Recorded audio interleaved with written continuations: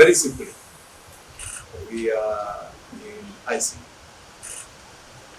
and I think it's important can you understand that when you're in ICU, anything can happen. You can collapse completely, or you may be resuscitated. But normally when you're in ICU, recovery is not good. We must be honest with ourselves. The situation we are in, we have seen in other countries in the world, and think it will not happen to us. We have a country that is paying out of its revenue. A government is paying 70% of its revenue debt. Debt.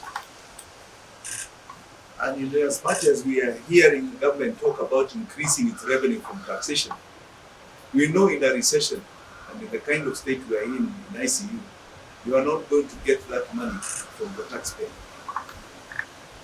There is a saying that the government is the sovereign and we are the sovereign. If the government is broke, how do we have money? So where are you getting it from? The kind of state we are in, without a doubt, is what you call a process of economic collapse.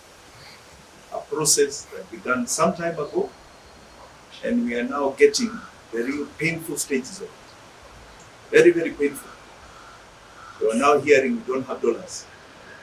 We are getting a lot of market disorientation, whether it's to do with oil, petroleum products, and commodities.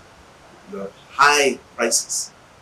We have become, over the last 10 years, a net importer. So we are bound to any dollar fluctuations outside this country. Our debt is dollar denominated. Our shilling is falling. I want to tell you just this. When we talk about this debt problem, it is very serious. Every time you're seeing the shilling drop from 127 to 128, that shilling drop, loss of our exchange, increases our debt basket, the total debt we have taken overseas, by 48 billion shillings. We have a very recent calculation. We used to say 35, it is 48 billion shillings. And we can see the way the dollar is going, we are probably headed towards about 140, 150 CBK rate. And if that is the case, it means that from 120, it is where this government began at, when it was 120. That is a 30 shilling depreciation of our shilling, which just on that alone increases our debt by 1.5 trillion shillings. Just that loss. We need 1.5 trillion more shillings to pay the equivalent amount of dollars borrowed. And this is the crux of my discussion on justice. We have a problem that we keep trying to sweep under the rug. It is called debt. Last year, in preparation for my presidential bid, we commissioned a forensic audit of the debt, of our entire debt, taken under the regime of Jubilee. Because as you know, before you go to an office, you must prepare. You must know the playing field. You must know what you're getting into. So we could see clearly that debt was the biggest impediment to growth.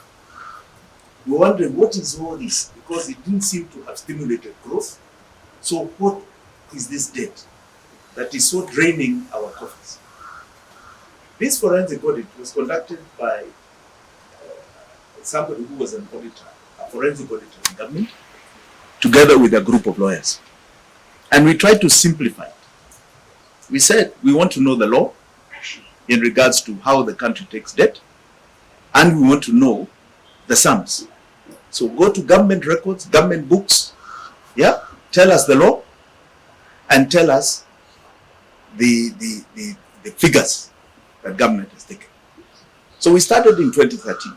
And in 2013, the outstanding debt that the Kibaki regime left, was 2.3 trillion. So on the books, they had an outstanding debt of 2.3 trillion.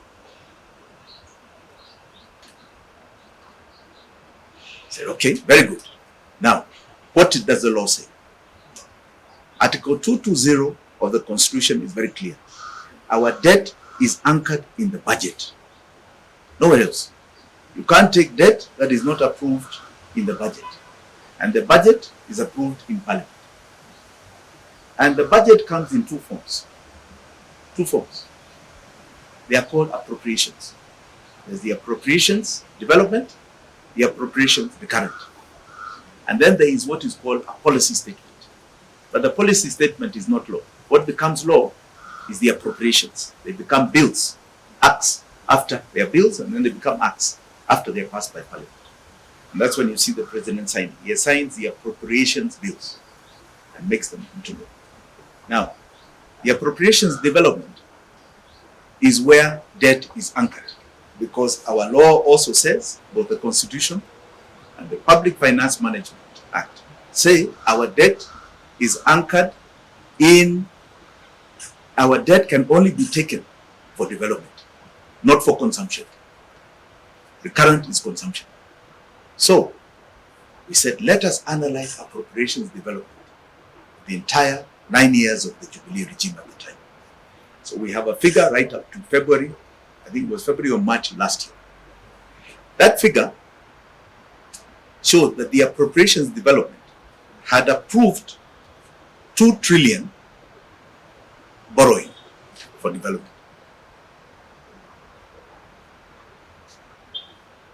2 trillion. So those were the entire years, 9 years of the Uhuru regime. 2 trillion is what is anchored and approved by Parliament. In recurrent development appropriations recurrent, there is no borrowing. So we did not find.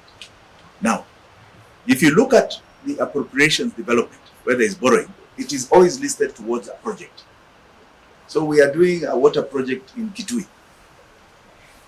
Government is going to provide so much taxation, right, out of its own revenue, and then Indian government is assisting with so much loan.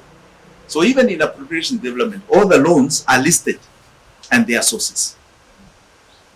Now, what you need to know from there is, where is the account of government? Where do you go for a bank statement, like we all do to our banks, to find out what are our loans, what are our current situation in our current bank accounts, our savings account, and so on. So you go for the statement of the account. Statement of the government money is in what is called the exchequer account, central bank. So the exchequer account is the one that tells you the state of affairs of government. And the statement is published by the Central Bank of Kenya. So what we found by February last year is that the statement of account was showing that the government had a debt of 8.4 trillion. Now we didn't understand it, because if Kibaki left a debt of 2.3, Parliament over 9 years has approved only 2 trillion. That is 4.3 trillion. How did we get to 8? There's a difference here of 4.1 trillion that is not approved by Parliament. Okay? So we had a big question mark. What is this debt of 4.1 trillion that is not approved by Parliament? Because what did it go to? It didn't go to any project, because projects are passed by Parliament. So where is it? What has it got to do with? So we did our research in the appropriations recurrent, the bills that are passed so that government can spend on its consumption needs, to pay salaries, to pay its operations, and also to pay debt. Payment of debt is anchored in the appropriations recurrent. So we looked at the 9 years appropriations recurrent. And what we found is that there are no borrowings. As you know, the law does not allow the borrowing for recurrent expenditure. So we did not find it there. Now, there are those who argue that borrowing is approved in the policy statement for domestic or for recurrent. It is not. the domestic, what you call the BPS, the budget policy statement, is not in any manner law. Law is the appropriations bills. And our borrowings are governed by law. You can't borrow outside of the law. So, in the appropriations recurrent, all the bills from 2013 all the way to last year, 2021, we found a very interesting provision. So we found no borrowings, but we found repayment of loans, because that's where you do repayment of loans. We found repayments of loans totaled 5.6 trillion.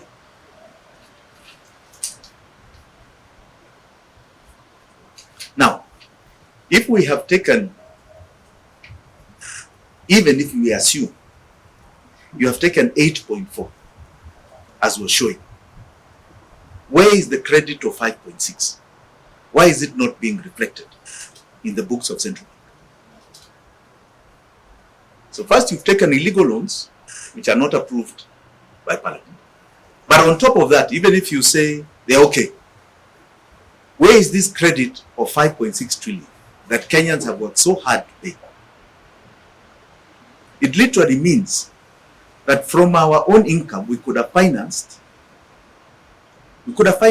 our development. We paid back loans of 5.6, yet it is not reflected in the central bank accounts. Today, that debt is 9.1 trillion to a ceiling of 10. That is a fraud of the highest order. Of the highest order. Because there's nowhere, because there are some people who argue that, oh, this money has come to pay salaries, to pay this, to pay that. Yeah, show us in law where you have anchored it. Because even in the appropriations, they are saying they were able to collect from our taxation enough to pay salaries. We've been able to collect enough to make sure that our vehicles move around and hospitality bills are paid from our taxes. Nowhere have they said they've needed to borrow. They have shown nowhere. Because you look at collection of taxation with KRA, it is there, recorded according to what KRA is producing. So this is a fraud. Now, this is not too dissimilar to what we've seen in other countries. We saw it in Greece, where bookkeeping was the biggest issue. They were presenting figures that were fake, and eventually it collapsed. We saw it in Sri Lanka. The biggest issue in Sri Lanka is bookkeeping. They are presenting false set of accounting. We've seen it in Argentina. We've seen it in very many countries. So we are in that situation. What you are being told, what you are being asked to read and accept and pass is fake. And the eventuality of anything fake is collapse. Is collapse. That is the situation we are in. We have been through and are going through economic collapse.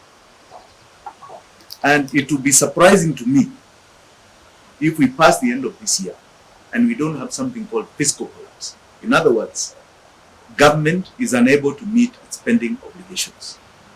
It's unable to pay its debt, and it is chock-a-block with paying all of its salaries. It may pay the essential ones, others will be waiting for months. As you're hearing, counties complaining they have not received money for 4 months. Government will not meet its obligation. Now, Justice, I want you as a Kenyan to understand what that means to you. If government defaults on debt, if you ever hear that word, be very scared about any money you may be having, because it starts becoming worthless. The note we carry around and exchange as a medium of exchange is backed by the confidence of a government which prints it. So it is viewed that this legal tender that is produced will be backed in substance. Now, the minute it is not backed by a government because it cannot honor its obligations, it becomes worthless people.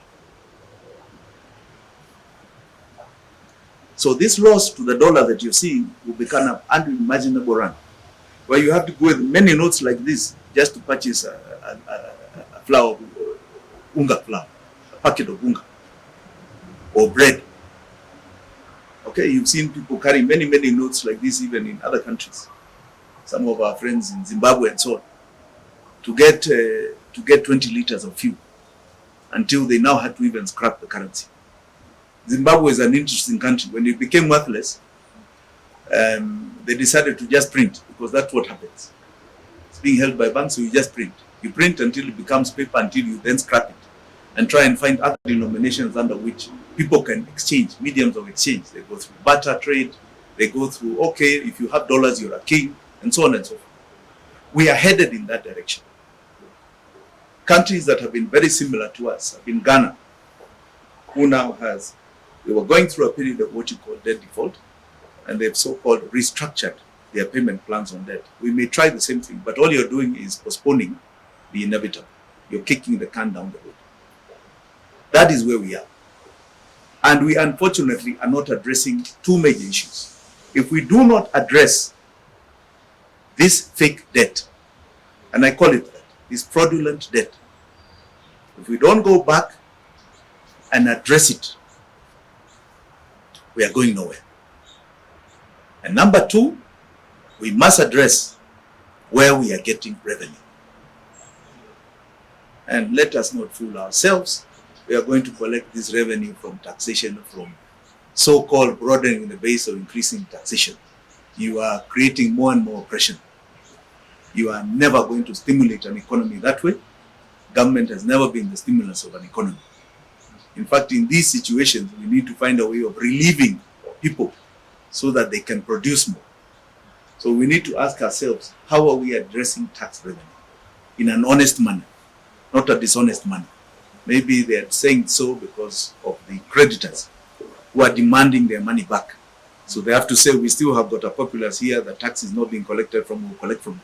It's to appease those people. But the reality is that if we do not have a program where Kenyans are producing more out of some sort of stimulus, some sort of relief of the pain they are going through, it will be a downward scale in taxation, and the downward scale in taxation will be horrendous for our debt position. Just as we do not want to get to a situation where 100% of our revenue is going to pay debt. That will be our imminent collapse. Look at the forensic audit we have done. That audit has never been conducted by any party. And it is a forensic fraud audit. Not an accounting audit. It is a forensic fraud audit. Okay, so you look at the law and anchor the law to our borrowings. So it is a very clear forensic fraud audit. Now, they need to look at it, need to address it, need to be honest. There are those who have told me the problem with opening this up is that our credit rating will come down. People will see us not the way they see us today. And they fear that our credit rating will come down and it will cause more pain to Kenyans. But all we are doing is postponing that eventuality. As I gave you the example of Greece and so on. Many times, they kept saying, no, next year will be better, so just hide the truth. Hide the truth. Eventually, the truth sets you free, it comes out and creates a problem. So they need to open up that audit, tell Kenyans and the world the truth of our current status. And it comes out in that fraud audit. Second, is that we must find a way immediately of stimulating the Kenyan producer. You must. Must. I am not a believer that this is a time where Kenyans must be squeezed more. So-called austerity. Government should practice austerity in its operations, in its consumption. In its consumption, not in its development. But in its consumption, we must get away from grandiose expenditure. We don't hear you're buying new cars. and flying everywhere in the world and doing all sorts of things that are about consumption. That's government. We want to hear you are stimulating growth. Relieve us. And as much as anybody says, the subsidies that were there were giving us cushion.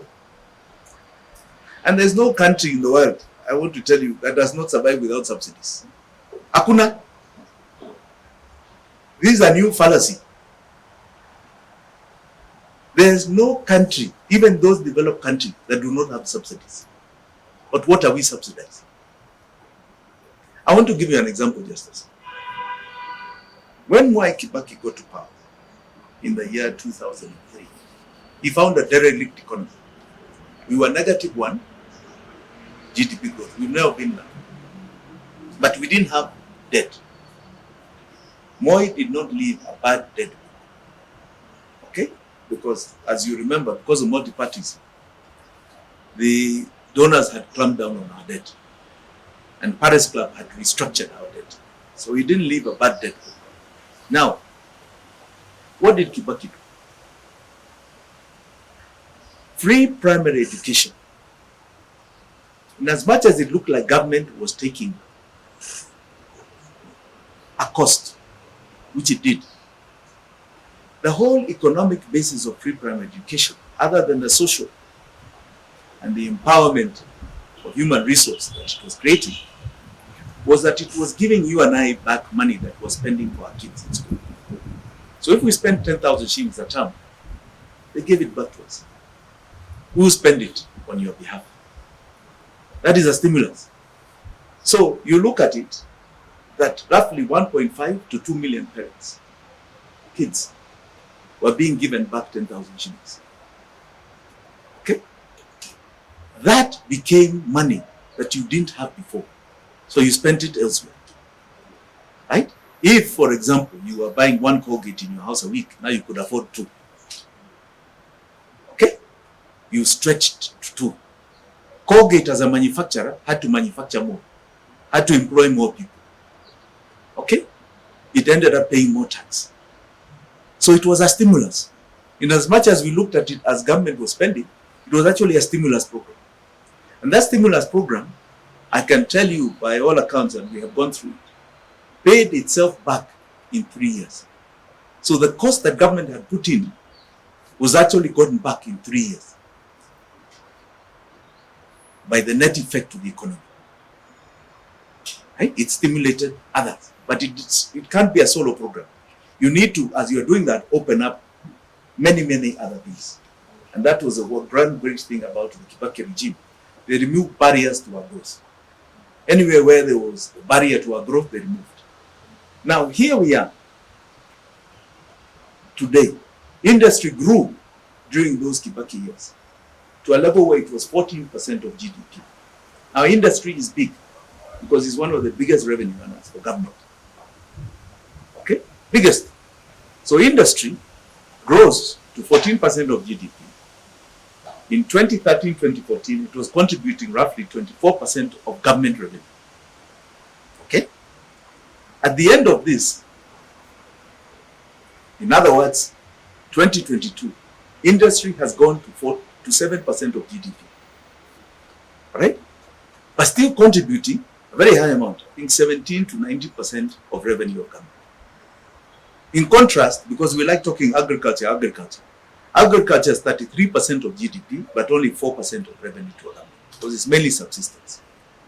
So unless we are getting into what you call value addition, boosting back industry, yeah, you're going nowhere. What I'm seeing so far is a government that had a manifesto talking about value addition, that was very keen on boosting local industry, or the value addition companies. But then at the same time, seems to be caught into some web of trying to bring some sort of price control or price stability, they call it, and now boosting imports to fight the very people who are manufacturing. So when you are importing cooking oil, refined cooking oil, not crude cooking oil, palm oil rather, that can be processed by our local companies, you are now bringing in refined to go straight into the market for price stability.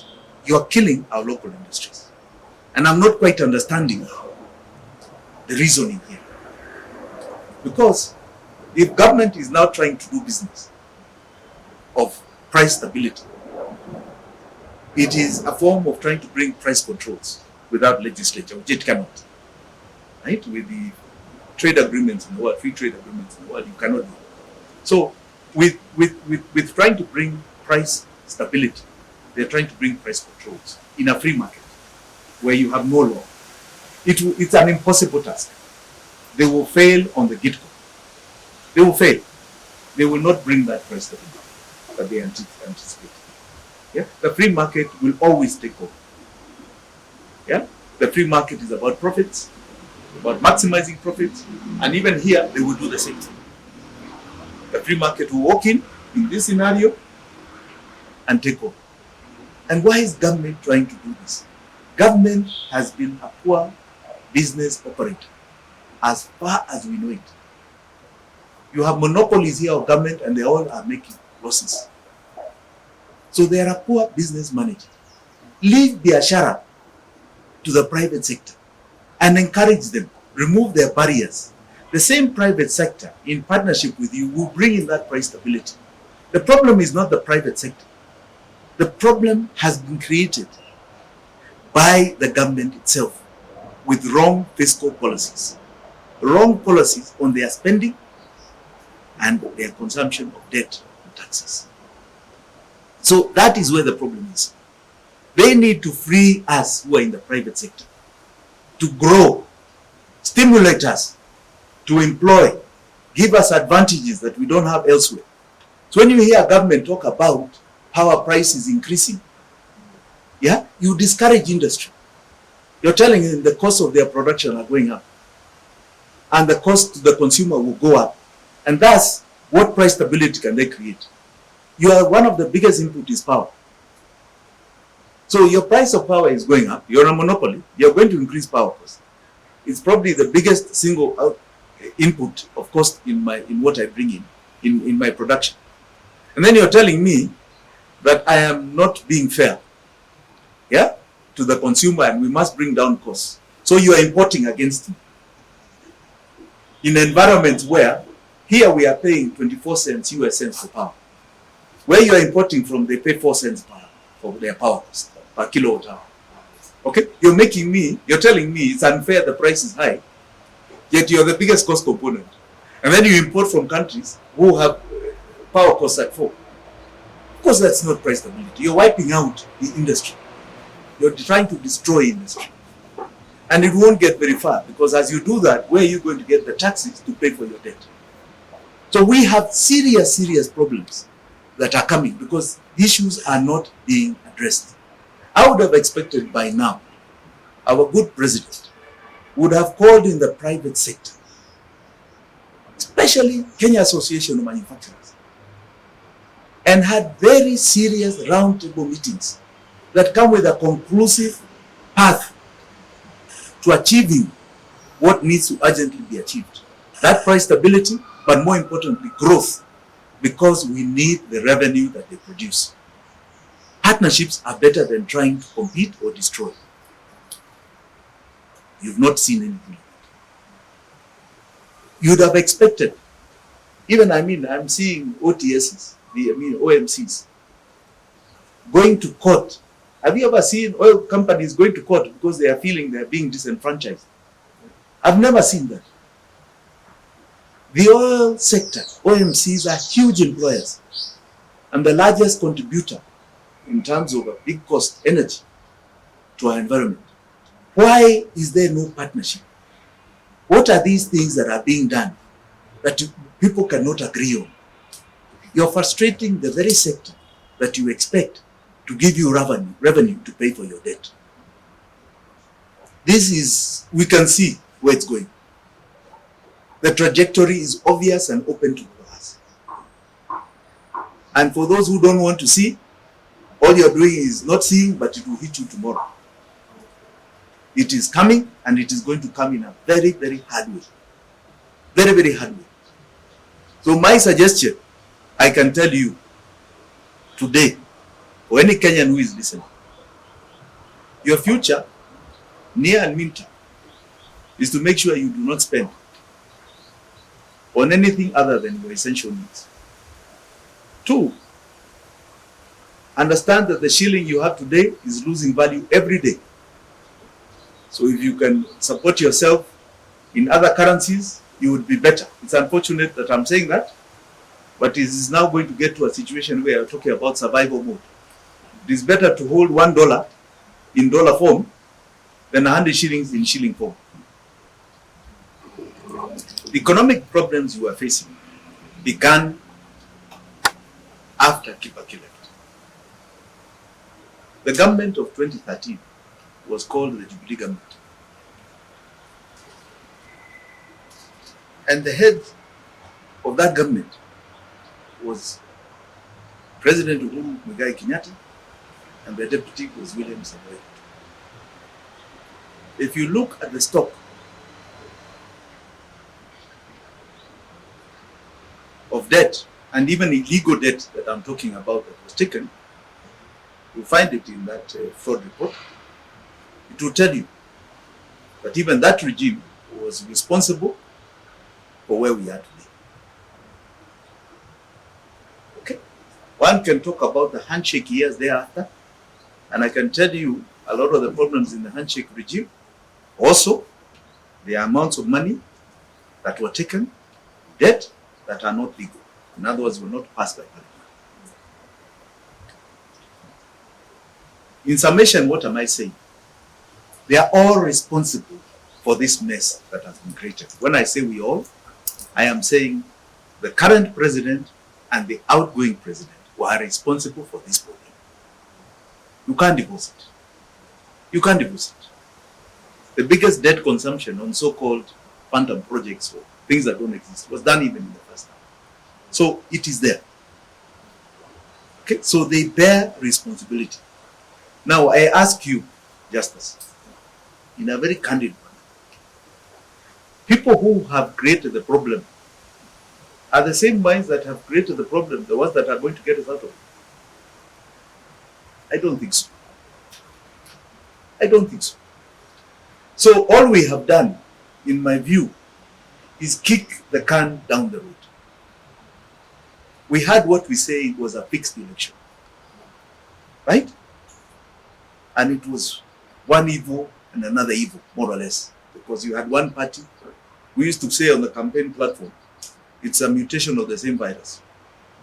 You had one where there is Uhuru, and you have one where there was the deputy. It's the same thing, continue, right? So Kenyans chose to drop the past and try with a bit of the past, but maybe a difference in the future. That is Kenya's democratic right. But you can see we are not going to solve this problem. And they will not. I don't, with the way they have begun so far, no, I don't see it. I don't see it. So we blame the past because that's where it began. As I said, economic collapse is a process. It didn't happen overnight. It's not happening now overnight. It's not caused by William Ruto's government today. No. It began somewhere. Somewhere. And I say it began 9-10 years ago. Okay? It is a continual process. We are now coming to what you call the tail end, where every Kenyan will feel it. No matter how rich or poor you are, you will feel it. You feel this pain. Somewhere you're going to feel it. And feel it in a very serious manner. That pain is not going to stop with the solutions that they have put out. It's not going to stop. It's going to continue. I had an ambition last year, a calling, I believed, because we could see not only the opportunity for a new voice, for a new way of looking at this good country of ours and the world, new thinking. We put ourselves out there. We believe, and still believe it until today, we were blocked. The excuses that were given were, in my view, excuses. Because somewhere, some people wanted to panga IEBC to have a choice of 2 candidates. But we introduced ourselves to Kenyans. We got the opportunity to speak and be heard. Not as much as we would have liked, because this was created very early on as a two-horse race. But we got heard, we got seen. And if any Kenyan heard us, as they're going to hear us today, we are speaking a very different language than has been spoken before.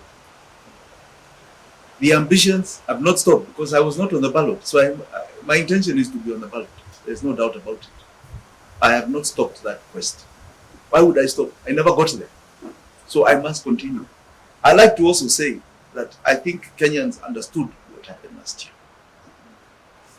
You had the biggest non-voter population ever since multi-partyism began. There had 8 million Kenyans that did not go to the ballot. I did not myself vote.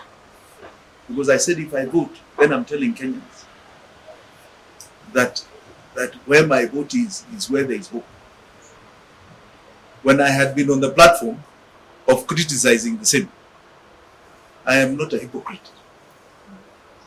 I'm not a hypocrite. I've been in this for a long time. As history has shown, I helped put Uhuru and Ruto into power. So I know the people we are talking about. Been very close to them. And I had said that this is a continuation of the same whichever way you go. You just have to choose which, in your view, is the lesser evil. So I did not participate. I watched. So I was among the 8 million Kenyans that stayed at home. That was a very large vote that raised a very big question. And this is something that IBC and the future IBC must recognize. That many people did not vote. We have a problem. And it was not like that in 2017. It was not like that in 2013. That tells you the confidence people had in the election. They didn't have.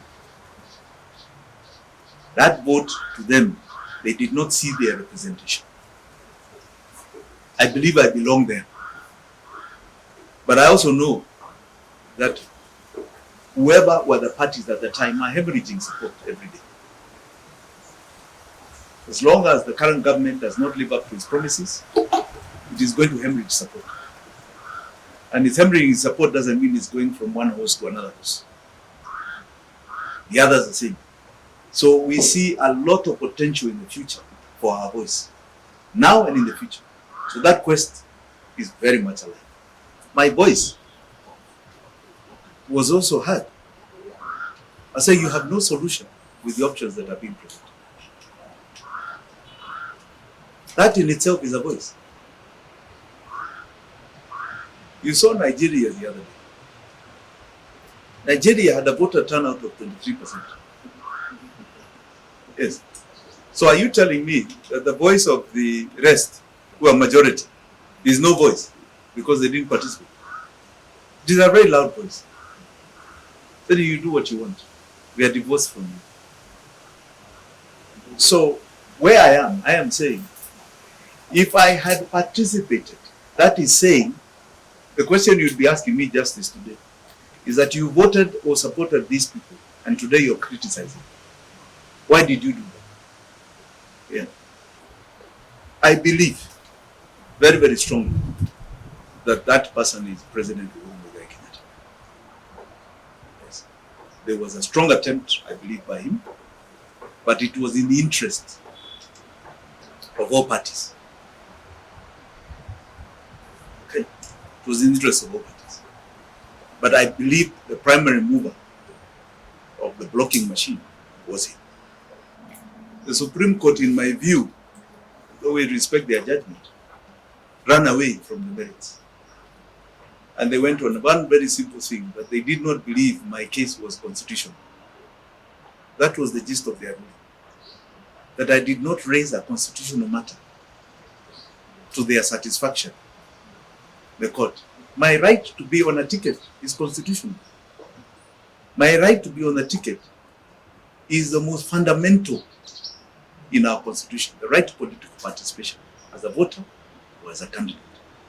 That's what our forefathers and even the people of the second liberation fought for. So it is constitutional. In my view, they ran away from the merits. The issue of a graduation ceremony and a transcript had already been prescribed by the courts before in 2 judgments.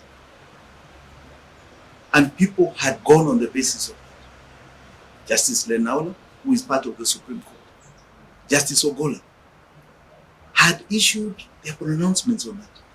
And governor candidates had been taken. So when I appeared at IBC, what was the precedence? The precedence were those rulings. So this was just an attempt. And I can tell you every single ruling right up to Supreme Court did not address that issue. They did not. It was purely, and I believe, even the Supreme Court, I'm not trying to second guess their judgment, but I believe the Supreme Court had too many issues, and they have, in a sense, tried to sanitize IEBC with the big ruling in the Supreme Court over the contestation of the results. And I think it would be maybe a mark to them if they now poked holes into it on an issue that they cannot reverse. Because my issue, even if they said I should have been on the ballot, does not mean that I now become somebody who can be on the ballot today. It's not today. It's over. As you know, I was an avid member and supporter of ODM. And Safina gave me a home to contest my candidates. Now, I am not a party official of Safina. I am just its member and was the presidential candidate for 2022. Because they gave me a home, we would like to build the party. We would like to build the party, but we are open-minded in terms of association with other like-minded parties. I believe myself in party democracy. I am not a fan of coalition. I can tell you that, Justice.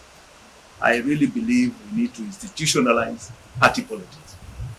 I would love to see a day, and many of my friends in the political world disagree with me, but I would love to see a day when we have two strong parties and maybe a third fringe party represented here. Because then you can put ideology, you can tie them, and there's future beyond tribalism. Because what we're having today are people working around with tribal. Many of them are just tribal baskets, briefcase parties. We want a situation where maybe we revert to what we had at independence, where you had two strong parties and you had a small party, fringe, called APP or Pongai, where ideology comes in, a political philosophy, right, that binds people together rather than tribe. Yeah, no matter what the basis of its formation.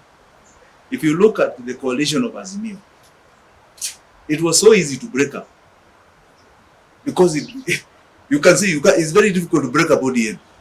ODM members cannot go, for example, and go to parliament and vote against. They're going to face hell. It's harder.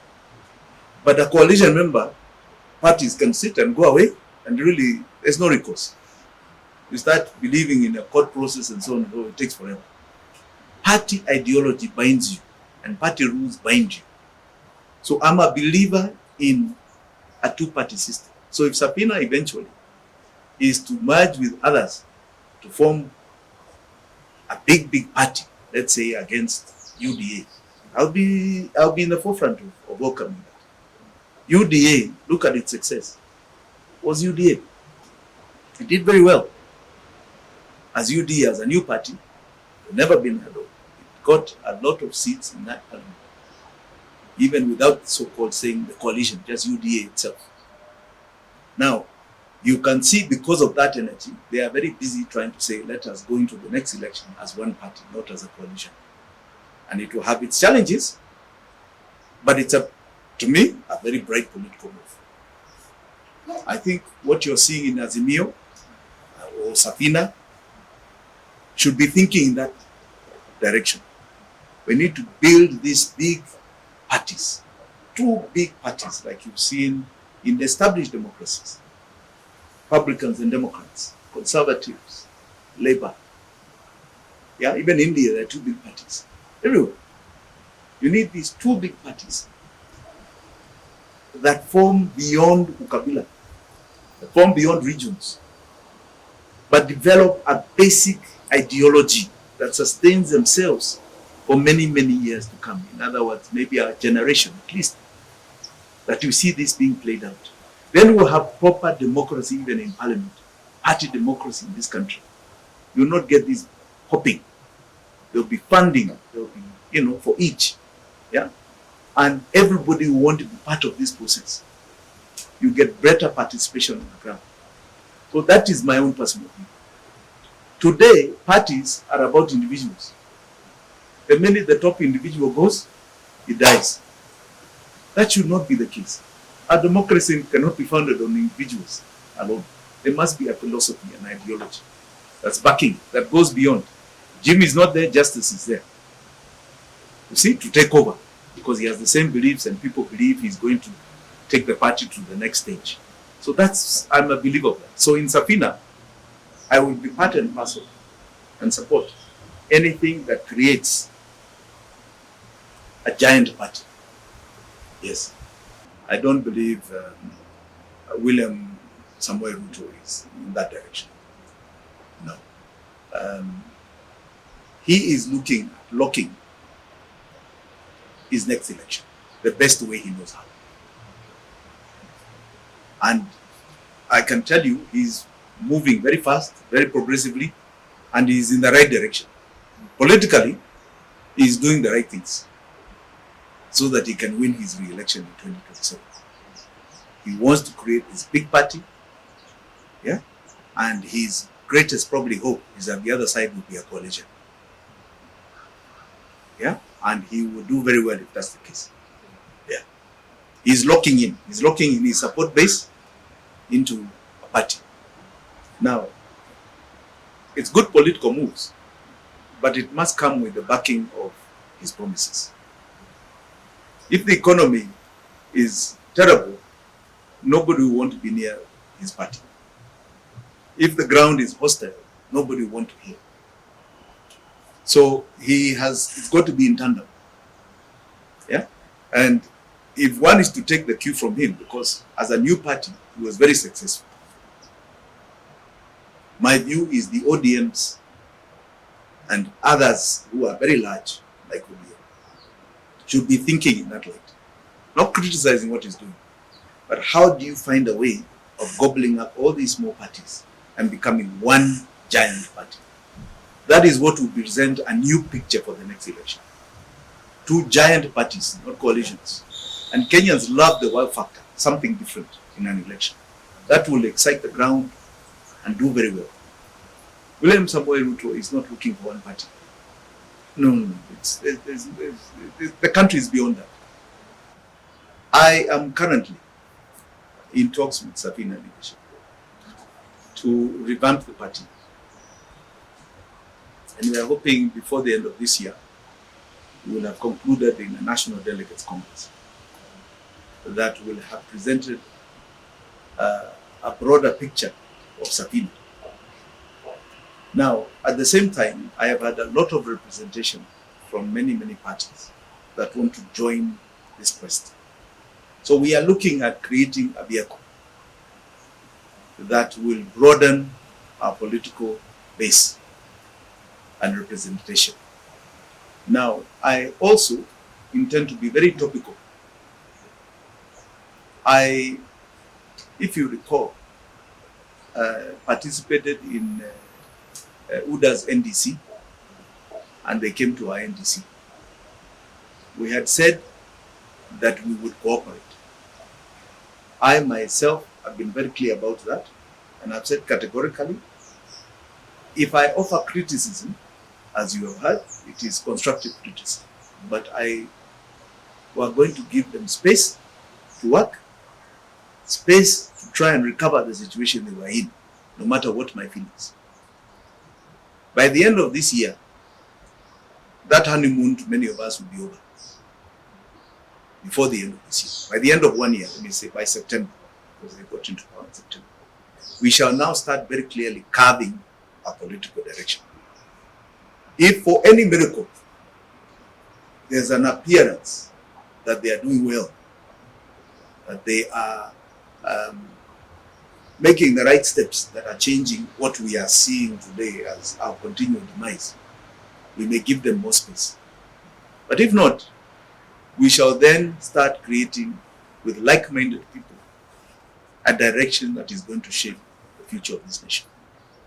Because we cannot continually watch as everybody keeps feeling more and more pain and there's no hope in sight. We can't. No. We refused before the elections. Completely refused. You didn't see me sign up with them anywhere.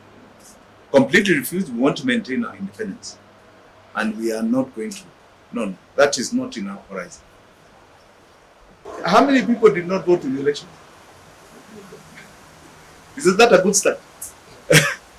Isn't that a good start? It's a very good start. How are you going to reach out?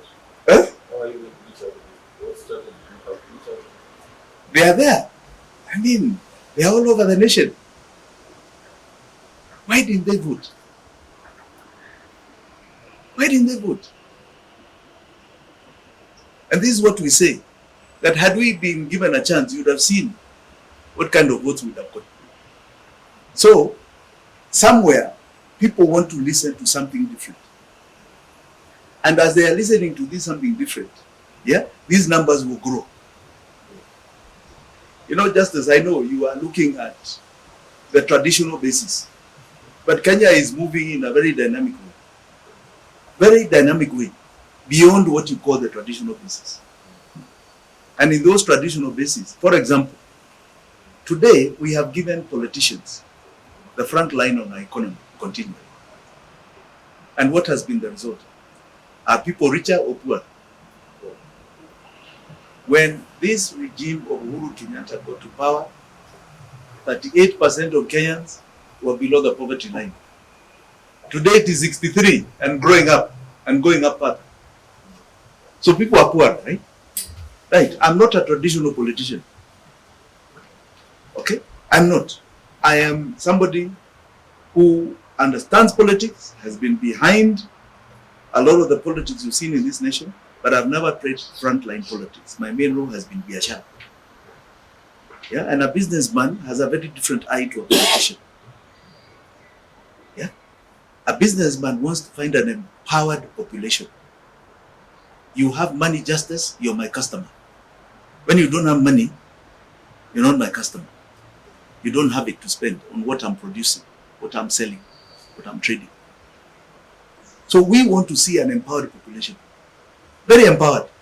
The more empowered we are, if you're a creative, if you are got something to add value to, if you are somebody who can solve people's problems, you have a bigger market. So we have a very different eye. We want people to look at us that way. We are about empowerment and serious empowerment. We believe as a nation we've gotten a raw deal, and even as a continent we've gotten a raw deal. Even today,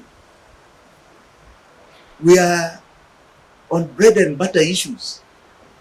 We are talking about 500 shillings making a difference to somebody's life. It is so sad. When we should be talking about finding huge markets. Sub-Saharan Africa is 1 billion people. 1 billion people. Okay? We have the greatest resource that you will not find in other African nations, our people. We work hard, we are disciplined, we are focused, we are creative, we are innovative, everything. Yet this resource, yeah, even for people who graduated, is being reduced to trying to survive on 500 shillings to make a chapati. You know, we have a problem. We have a problem. People are refusing to think big. Yeah? And why? Ask yourself, why does a politician know how to think big? Because normally, when he thinks big, that means you just become his competition.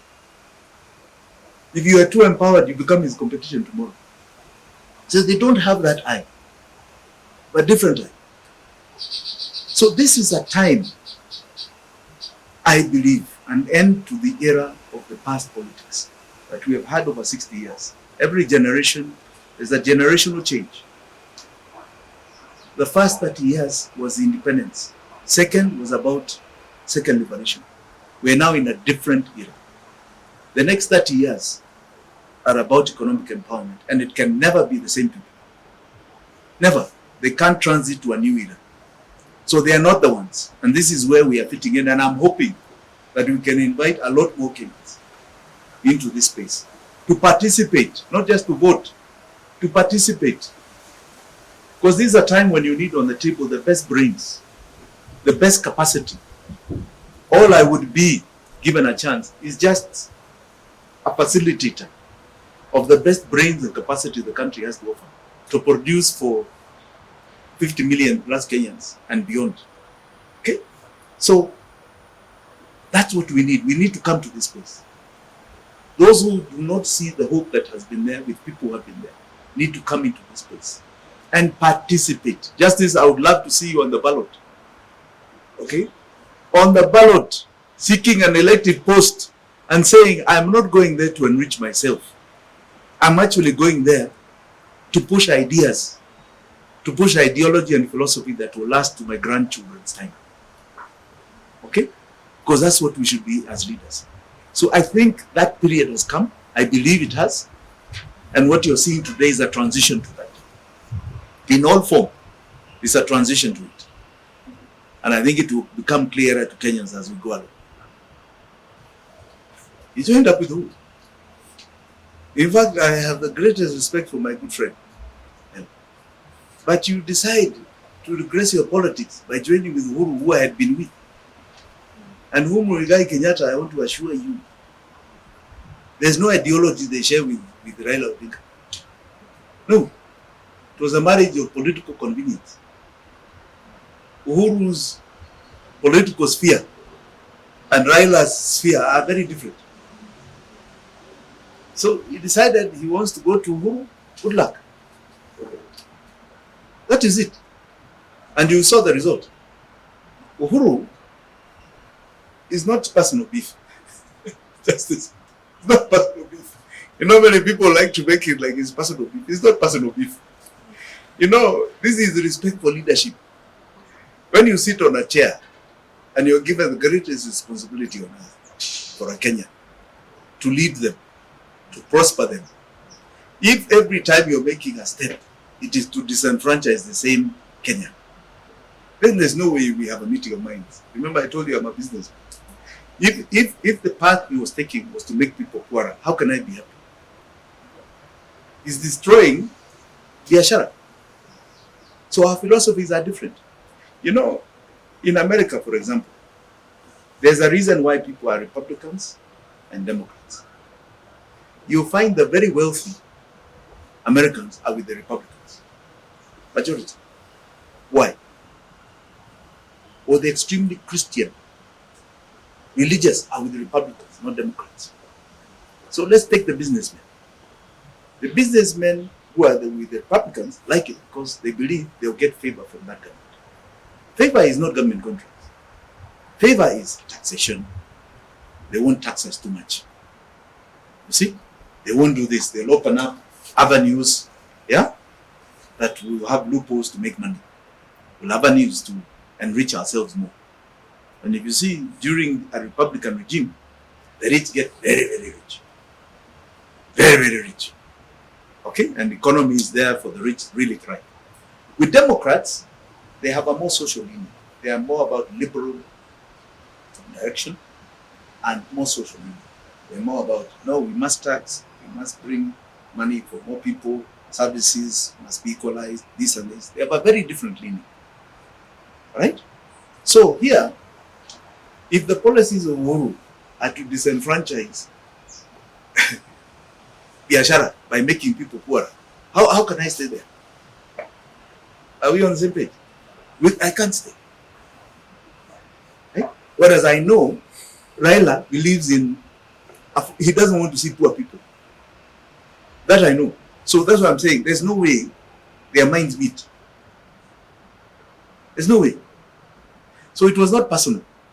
It was that the policies he was creating, for example, the accumulation of debt. When you're taking one-to-one debt, like you did for railway, which has no return, or consumption with Eurobonds, which as you can see is going to be a big cost to us next year. Okay? And that was just to consume. That is making us poor. Okay, because you are taking our hard-earned sweat to pay for something that did not give us a return. So we are going to get poorer. Once you're in those policies, how can I participate? You're destroying not me today, but me tomorrow, and everybody else. So why would I participate? And why would I want a record that I was part of disenfranchising Kenyans? So, no, it wasn't personal. I grew up with Uhuru. We were together from primary school. We were friends. It was not personal. No. It's not even that he personally did something to me. We disagreed on policies. His method and mine are very different. And when he did, and would not listen, I chose to support Raila. Now Raila then goes and does a handshake with me. I backed away. Completely backed away. I don't believe in the speculation that he didn't try. He had some other game. It was in his interest to support him. So I'm sure he tried. But what I'm so glad about with the last election, it shows you the limitations of so-called system. Yeah, the Kenyan voter will always be supreme.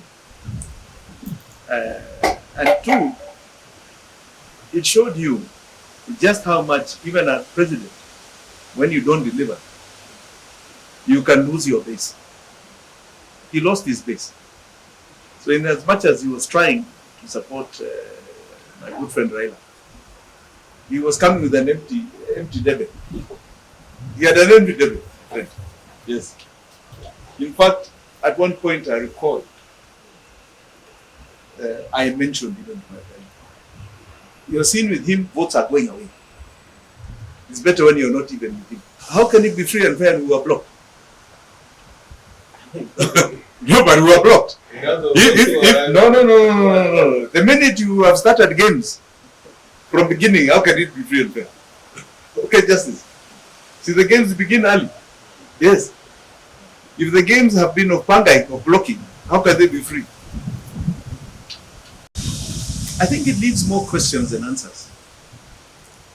I do not recall. In 2017, I think you had one commissioner that left. And that was a combo. She left after the election, refused to participate in the second.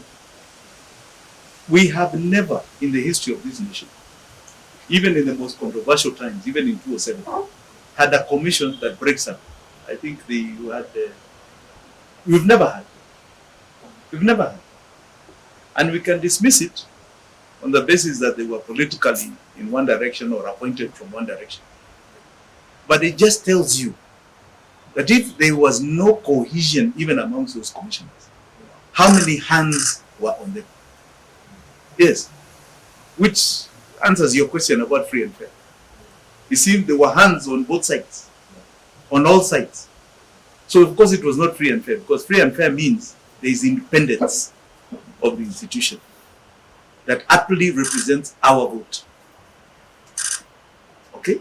And aptly puts all the candidates that are eligible on the ballot, not create barriers. It's supposed to be opening up space, not creating barriers.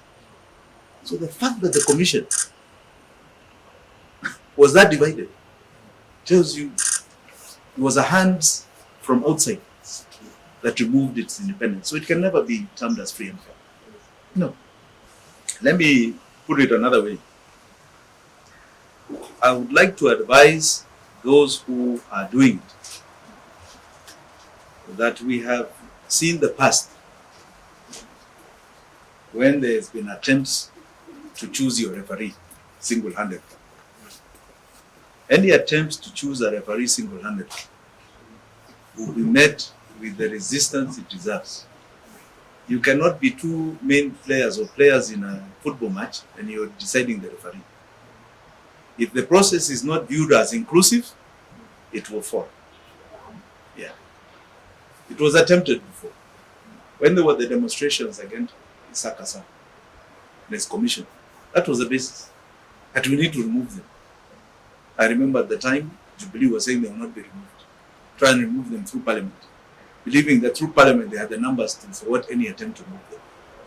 People went on the streets, that commission went. and good laws will come, because you cannot choose your referee. No one player can choose them. It must be a process that is inclusive. Otherwise, I can assure you, it's a disaster. Anything that is inclusive, I support 100%. Yes. Kenyans got a glimpse of something that I'm very excited they have understood now, called the economy. Today, Kenyans are understanding this issue of the economy more than ever before. There was a time when Kenyans used to think getting debt was a good thing. They now realize it is pain. They've understood the dollar. They've understood government expenditure and wanton expenditure, wrong expenditure. They have become policing on all this. I ask Kenyans and I pray that we focus on this. This is the single biggest issue. Focus on the indicators of the economy. Focus on what the government is doing on the economy, because that is where our lives are. And that is where we are going to choose our emancipation from.